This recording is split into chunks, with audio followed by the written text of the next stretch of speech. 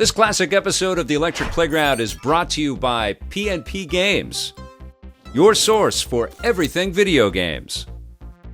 Support the partners that support Electric Playground. Remember, this episode first aired in 2001. You know, video games have become a significant part of the entertainment industry. That's right. That's why we have a show that goes behind the scenes on all the latest and greatest games out there. We like to call it the Electric Playground. Today on the show, we talk to Tony Hawk about Pro Skater 3. We visit Comic-Con 2001. We blast the bad guys in Devil May Cry.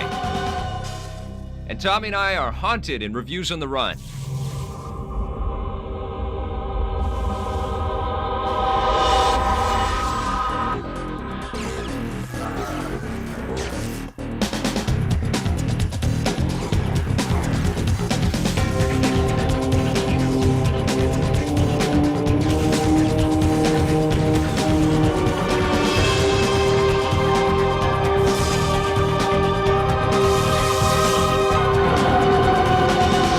Tony Hawk's Pro Skater 2 is one of my favorite games of all time. So you can bet I was pretty darn excited to meet up with Tony himself to talk about the upcoming Tony Hawk's Pro Skater 3. Take a look at this. First thing I got to say is congratulations, because you've had incredible success with your video games, and we're all playing them. All right, thanks. Yeah, it's been crazy. I never thought it would get that big. How did it all come about? Did Activision just come and approach you? Yeah, Activision approached me at the same time as a couple other companies approached me, and Activision already had their engine going through Neversoft, and I realized that they were going to make something special. What's new in this new game? Oh, all kinds of stuff. The levels are bigger, a lot more elements. There's an online gaming now where you can just play with people all over the world. We've been testing that lately, and it's incredible. Tommy caught up with one of the game's designers at E3. I'm here with Chad Findley, one of the designers for Tony Hawk 3. We just got Tony Hawk skateboarding in the background here. Chad, what's new in Tony Hawk 3? Well, we stuck with a lot of the old same stuff, but now you can use reverse and vert tricks together, so you can string together million-point combos. We've got a lot of new tricks, trying to pull out every single trick we could. Is there any new tricks that you're doing in the third game that we haven't seen before? Yeah, there's a couple. My special tricks are I always choose ones that I can actually do. They may not be as exciting because they're not so ridiculous, you know? Yeah. But I like to keep my character more based in reality. We're going worldwide now with Tony Hawk. Oh yeah, Los Angeles, Canada, Tokyo. We're trying to get as much real skate locations while getting some really cool different locations throughout the world. What do you feel about the way the video game industry has sort of impacted skateboarding in general in terms of its awareness level and the popularity that it has right now? Oh, it's been awesome. I get a lot of kids email me saying, I played your game, I never knew about skating, and I went out and got a skateboard and started skating. I think that's been the biggest honor, is that it actually got people inspired to go skate. It's the first time Tony Hawk's been on the PlayStation 2. Have you redone the motion capture? Have you texture mapped people We in? basically redid everything. You know, when we did the PS1 version, we took that as far as we could. We got PlayStation 2, and we redid all like animations, the models, you know, kicked up everything, the levels, everything. It's going to be awesome. Great to meet you. All right, thanks. Good luck in your competitions. Today on Question of the Week, Paul M. from Miami, Florida asks, why do most video game controllers have the direction controls on the left? I've talked it over with some of the other EGMers, and I think what we've come up with is a theory that in the early 80s, controllers were a bit more ambidextrous. You had arcades with buttons on both sides of the joystick. You had the Atari 2600, which was a right-handed stick, had the button on the left-hand side. I think it started really to change with the Nintendo Entertainment System controller. Games have gotten more complex in their controls. So if you had like Street Fighter 2, for instance, a 6-button layout, it's kind of unwieldy in an arcade machine to have that on both sides of the joystick. Even with the Xbox controller, as big as it is, there's no way you're going to get 6 buttons on both sides. If you have a question about the video game industry, visit our website at www.electplay.com, or if you're mobile, wap.electplay.com. One of the most highly anticipated games from Capcom this year is for the PlayStation 2. It's called Devil May Cry.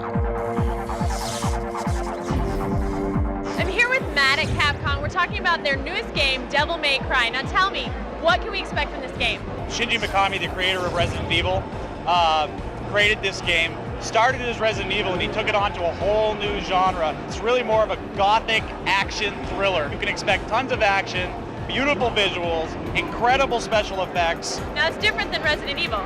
Yeah, Resident Evil has a much more subtle camera. Devil May Cry, the camera work is much more action-oriented, very reactive. Because it's much more of an intense action game, it's much quicker, and there's no confusion when it's done. It's really seamless. This one is much more Hollywood style, and as you go throughout the game, you'll get different visual actions. Tell me about the levels. Actually, the team went to Spain and to England to study architecture of the old castles. And so you're going to see a lot of Gothic architecture. As you progress through the game, you're going to see a lot of diverse areas and a lot of different things. Tell me about the monsters. You've got phantoms, grim reapers. The marionettes are the really creepy ones because they do hang there lifelessly, and they can actually rope Dante up too and pull him up. This game is kind of gothic and disturbing. Does the music go along with it? Not only does the music go along with it, sound effects in the game are unreal. As you walk around corners, you're going to hear scraping, you're going to hear enemies approaching, you're going to hear griffins making howling sounds at you. Pretty much the sounds are going to scare the hell out of you and keep you playing and make you anticipate. That's all I need. I think it's time to go play. Coming up after this, EP visits Comic-Con 2001.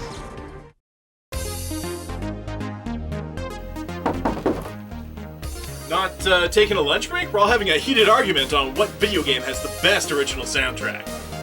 Oh, sorry, I'm just browsing the hundreds of retro, classic, and contemporary hit video games available now on our web store, pnpgamesonline.com.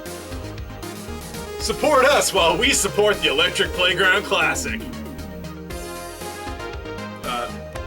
Yeah. It's Streets of Rage 2, by the way. What? The best OST. You know, I was never able to grow my own mustache. Till now.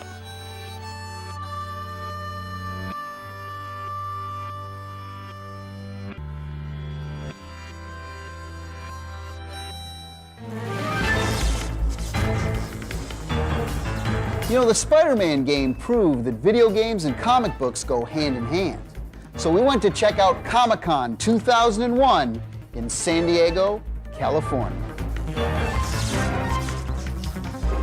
Hey, we're here in beautiful sunny San Diego at ComCon 2001. Now I know there's a lot of exciting stuff in here. There's the new Spider-Man game and the new X-Men. So let's go in, find some people to talk to. What do you say?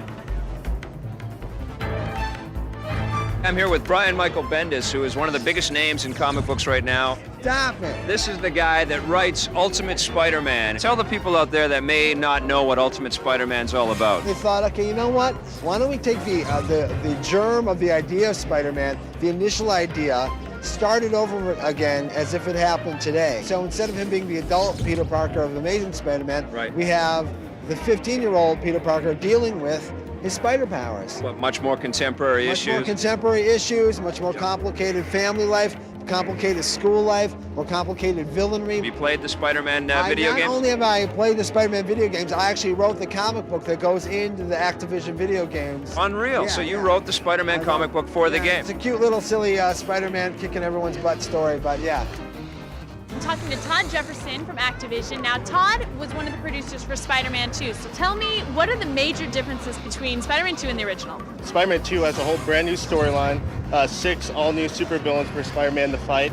It's got new animations, new controls, new web attacks. We're bringing more of Spidey to the people. I understand you've also worked on another game called X-Men? X-Men Mutant Academy 2. Are you going to give us all the same characters? We've got a host of new characters, a couple of secret characters in there. We have new features like aerial combat that's going on. If you're an X-Men fan, you'll recognize everything that you see. Why did you decide to launch them on PlayStation 1 as opposed to, the new PlayStation 2? Well, we already have several games that work for PlayStation 2, and even though Big Brother's out there, there's still a lot of PlayStation 1s out there and a lot of people that want to see the games on these platforms. I'm here with Bryan Singer, the director of the X-Men films. So what was it like doing X-Men? Oh, it's intimidating, trying to do a lot for a little in a short amount of time, but it was very exciting.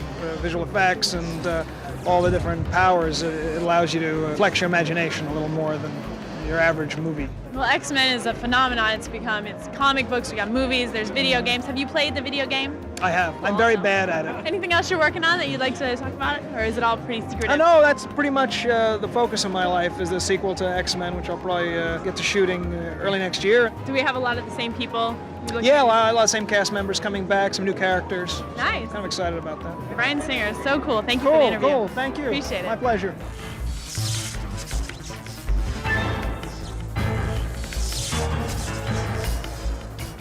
We're here in beautiful sunny San Diego at Comic-Con, and I'm here with Weird Al Yankovic. Hi, Julie. What brings you to Comic-Con? I'd never been before, and I've heard a lot of great things about it, and all my people are here. All my your peeps people. are at Comic-Con, so I just wanted to check it out, and it's amazing. I'm really glad I went. What kind of video games do you play? The id games, Wolfenstein 3D and Doom 2. I like the first-person shooters. It gets my aggressions out. Well, cool. Keep playing Doom. Maybe Okay. we'll play over the modem someday. Okay, cool.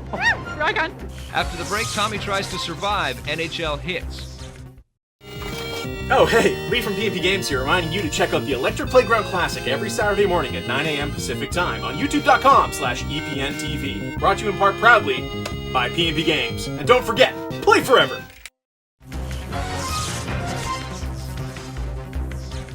When NHL 2K launched on the Dreamcast a couple of years ago, the developer Black Box Games was instantly considered one of the hottest sports simulation developers on the planet.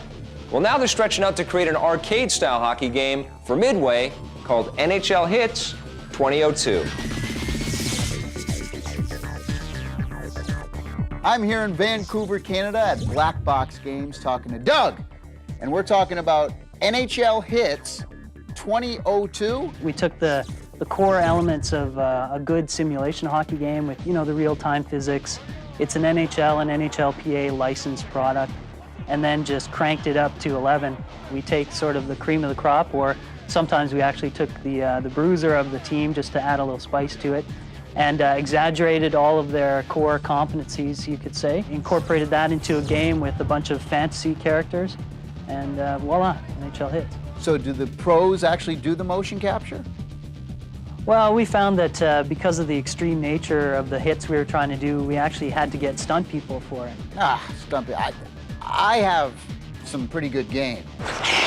Hey, Tommy, come on, let's see what you got. All right. Whoa! So what would you say is one of your favorite features? I really like the fantasy rinks. I think they're really cool. Let me introduce you to Jay Carr. He's the lead designer. He'll tell you everything you want to know about it. Jay! Whoa! Well, we've got all kinds of arenas. We have castles. We've got a place in Egypt, a place on the coast, like back in Vancouver. So do they have the that whole on fire thing like all the other Midway sports games? Yeah, we've got on fire in the game. If you want to talk about effects, you got to talk to Mr. Randall. I got to get back to this game. What are some of your favorite effects? Well, basically a big bolt of lightning from the sky comes down, hits the player, and then he ignites. And why does that happen? Score 3 goals in a row, or for player fire, 3 one-timers in a row, you get team fire. Can you choose your own jersey and stuff? E-Man's the master of the jersey. We'll have to go see him if you want to. E-Man? He's playing net down at the end there. Why don't you just grab on? Okay.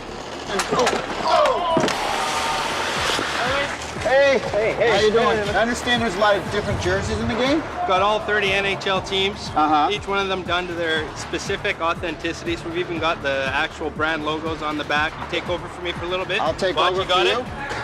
Come on. Okay, I can do this. Whoa!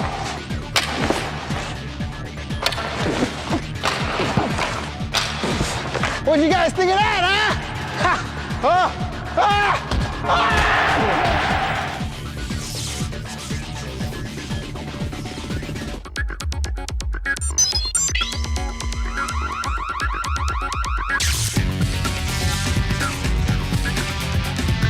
Son of Samurai from Albany, New York wants a code for Tony Hawk's Pro Skater 2 for Game Boy Advance. First, either at the main menu or the pause screen, hold R, then press up twice, down twice, left, right, BA, then start to unlock the web-headed trickster himself, Spider-Man.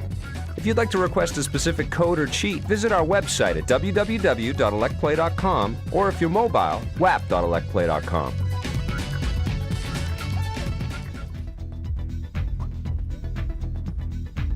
ブロディ・フィリップスと申します。仕事の名前はローカライゼーションスペシャリストっていうんですけれども、That means that I translate files in the game that we get from the development team into English. We're translating the menu files for FF10 and monster names and attacks. Sometimes when we need more ideas, we'll find things in mythology guides or get on the net to look up more obscure things that are in Japanese, and they probably have a real English word, but we just don't know it. To keep our titles consistent with previous games, we also have these custom dictionaries that list what our terms were. For example, the word bomo in Japanese would be bomb in FF7, 8, and 9. It's been consistent throughout the whole series.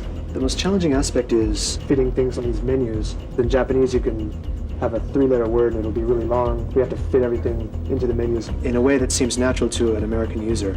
Once we punch through all the terms and put them into the files, we send them off to Japan, and the dev team over there will put the English files into the game, and then we'll start testing to make sure that everything's coming out okay.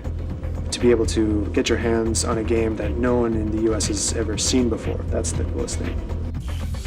Reviews on the run are coming up next. What do you think the issue is? Let's take a look. Oh yeah. Maximum carnage. Where do you think I picked that up? Probably P&P Games. Seen it 100 times. EP's Pocket Reviews are brought to you by Hip Gear Accessories. There's only one thing I like better than taking a ride on a nice big hog. That's playing Stuart Little, The Journey Home for the Game Boy Color. Let me tell you something about Stuart Little. If you're not older than 5, you probably won't be picking this game up anytime soon. This is a very simple game for a younger audience. Adults would probably blow through this entire game in approximately, 35 minutes. But it's a great game for little kids, and it's got 2 basic gameplay elements. One is your simple side-scrolling platform game where you run around and pick up items like socks and put them in the washer and dryer. Now, I don't do that at home, so why I would want to do that in a video game, I have no idea. It has other different modes too, like driving, and you can drive all sorts of things like go-karts and golf carts and even boats. It's kind of hard sometimes to see where the track is, but you get used to it. Overall, I give Stuart Little a 7 because it is a good game for kids. And that's all I can say about Stuart Little, The Journey Home. Reviews on the Run is brought to you by Microplay. All right, buddy, I think we're in the right location to talk about Silent Hill 2 for the PlayStation 2. What'd you think? The graphics in this game are absolutely intense. I mean, from the first frame of animation where the guy's looking at himself in the mirror, you just get this sense of, no way, that can't possibly be what the game is going to look like. It's a revisit to the town of Silent Hill. It's not an exact sort of story sequel from the first game. It's a new bunch of characters, but you're back in this sort of haunted New England town. And it really sets up a great atmosphere. That's the best thing I can say about this game. The atmosphere and the mood are beautiful. It's very, very creepy. It's like a cross between Twin Peaks and Blair Witch Project. The storyline is very compelling also. I mean, you get a letter from your wife who's dead. Yeah. The letter tells you that you have to go and meet her by our special place. This is a scary game. The sound in this game is amazing. Absolutely amazing, except for one thing. One footstep sound. Maybe it's the same person that does all the footstep sound. This person, maybe it's the one guy that he only has one footstep sound. He only has 1 foot. Maybe it's 1 foot. And he's hopping. Hopping around. Oh, what a lousy job that because the footstep sound is so important in a game, and I'll tell you why. Because it's the only sound that you hear constantly throughout the entire game. When you play this alone at midnight in your house and the lights are all off, you really feel like you are that character and you're in this very, very psychologically terrifying world. I'm going to give it an 8.5 out of 10. I would highly recommend it if you're in the mood to get spooked. It's great. I also give it an 8.5. It's the same across the board. EGM gave it an 8.5. All right, let's talk about Luigi's Mansion, another spooky game. It's for the Nintendo GameCube. Well, it wasn't very spooky, though. Well, maybe for the wrong reasons. I tell you, this was supposed to be Nintendo's flagship game that was going to sell millions of GameCubes. And I got to be honest with you, I'm completely disappointed. The graphics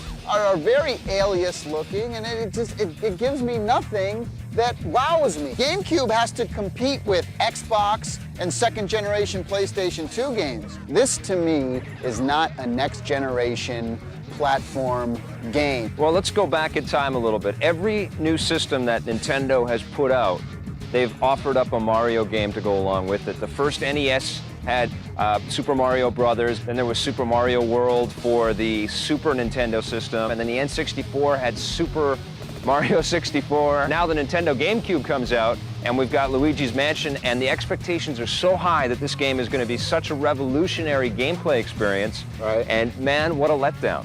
Where this game really falls down for me, though, is in the gameplay itself. It just feels very linear and very tied to the one idea, which is you have a Ghostbuster sort of device, and you walk from room to room, and you suck in ghosts. And it's a vacuum cleaner simulator. This is what the game is. It feels like that a little bit. This is a powerful system. It can do more than this, and they really should have gone the extra mile to deliver a top-notch, state-of-the-art gameplay experience like all the previous Mario Brothers games have been. So I'm going to give this 6.5 out of 10. Really? Yeah. Wow. I give it a 6, but I'm surprised that you would give it such a lower number. I was surprised too. I know Nintendo can do better than this. EGM gave it an average score of 7.5. Let's move on. We're going to talk about Eco for the PlayStation 2. Eco or Ico? I think it's Eco. Echo? Could be Ico. Before we say anything, I'm just going to say this right now at the beginning of my review. What's that? I am giving Eco a 10. Wow. The way the character moves around is really revolutionary in the way that the camera follows. I mean, this is such a cinematic experience, and it's so intuitive. You don't have to press a million buttons to do things. The character just kind of does it and recognizes it. You play as a young boy who grows horns on his head and is ostracized by his village and sent to a catacomb and put inside of a tomb as a sacrifice to the gods of the town. And you're in this enormous castle. You luckily get to break free from that trap, and then all of a sudden you find this young caged ghost-like girl who you befriend and try to help and save from these mystical sort of spirit demon things. And you have to work with the ghost girl who's named Yorda to get out of all the tricks and traps that are in this castle. The enemies in this, these I love the enemies. Dust monsters, they're so cool are looking. the most amazing, and they will go and carry the girl, pick her up, and try to take her into their little black hole, and you're beating them with a stick. I'm going to give Eco a 9.5 out of 10. I think it's great. I do feel that it borrows from Tomb Raider and borrows from Super Mario Brothers. Not a problem there, but I did wish that there were more enemies and more things to do battle with throughout the game. I give it an absolute 10 out of 10, my highest rated game. This is what the next level of video games are. EGM gave it an average score of 8.5. All right, let's talk about Uga Booga. Uga Booga! Uga Booga! Uga Booga! Or the Sega Dreamcast from Visual Concepts. Okay. Basically, you're on an island, you've got these tribes of witch doctors, and you're battling with each other in various different game scenarios. And you've got different weapons. You have shrunken heads that you can throw at each other and they explode like bombs. You've got homing heads, which are like homing missiles, but they're heads. You can jump onto wild boars or fly on birds and drop bombs. The graphics on this are going back about, I don't know, 2 years. There's no texture mapping, it's all just very color. Cartoony. I mean, this is the same company who gave us Hits like Floyd Brothers. Floyd Brothers, which, no, but graphically, Floyd Brothers looked a lot better than this. It's really just a collection of mini games, and it's not really a cohesive, value-packed game. But if you've got a bunch of friends that like to play games together, or you've got a Dreamcast and you're online all the time, it's sort of like Bomberman and Mario Party mixed in together, where you're just, trying to bomb everybody. I didn't have fun. So what would you give Uga Booga then? The graphics are too archaic looking. The gameplay is nothing. I mean, you collect these shrunken heads that fall off a tree. Why are they shrunken heads? Why aren't they coconuts? Coconuts fall off trees. I mean, I give it a 5. I give it a 7.5. EGM agreed with me at 7.5 out of 10. I can't believe you could Eco. Eco. How do you say it? I think it's Eco. Ico. ICO. Ico. 9.0. 9.5. ICO. Ico. Eco. Echo? All right. Ico. That's good enough. I'm up. Echo. Here's a recap on our reviews, including scores from Electronic Gaming Monthly and Computer Gaming World. Visit our website at www.electplay.com, or if you're mobile, wap.electplay.com. Well, my friend, I now have the sad task of letting everybody know that the show is over. Well, yeah, but the good news is that we'll be back next week with a whole bunch of new games. Same dumb jokes, but new games. Production assistance for Electric Playground is provided by Microplay. You can purchase any of the games featured in Electric Playground at a Microplay location near you. And by NVIDIA. Electric Playground only uses NVIDIA, the ultimate graphics cards. Do you think that comic books, I mean, they're a little bit cheesy. Do you think they would actually, like, will they make good movies, do you think? Or? Cheesy. Let's see. I've never really heard that description as far as comic. Well, there's Electra. I didn't mean cheesy. I mean, cheese is good. It's lots of protein in cheese. But Spider sense is tingling yet, Victor. yeah, I'm tingling. Something ought to be tingling. There's something tingling.